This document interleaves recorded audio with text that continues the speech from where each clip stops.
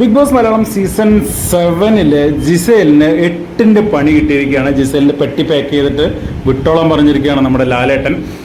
കാരണം എന്താണെന്ന് നമുക്കറിയാം, ബിഗ് ബോസിൻ്റെ നിയമങ്ങൾ അവിടെ ലംഘിക്കപ്പെട്ടു. ബിഗ് ബോസിൻ്റെ പെട്ടി തിരിച്ചു കൊടുത്തുവിടാൻ പറഞ്ഞ സമയത്ത്, അതായത് ആ ഒരു സ്റ്റാർ ബാഡ്ജ് നഷ്ടപ്പെട്ടപ്പോൾ പെട്ടി തിരിച്ചു കൊടുത്തുവിടാൻ പറഞ്ഞ സമയത്ത് കുറച്ച് മേക്കപ്പ് സാധനങ്ങളും പെർഫ്യൂംസൊക്കെ ജിസേൽ അവിടെ മാറ്റി വെച്ചിട്ടാണ് ബാക്കി ഡ്രസ്സും കാര്യങ്ങളൊക്കെ കൊടുത്തു വിട്ടത്. അപ്പോൾ അന്ന് നമ്മൾ പറഞ്ഞിട്ടുണ്ടായിരുന്നു ഇതിന് ചിലപ്പോൾ ലാലേട്ടനൊക്കെ പണി കിട്ടും എന്നുള്ളത്.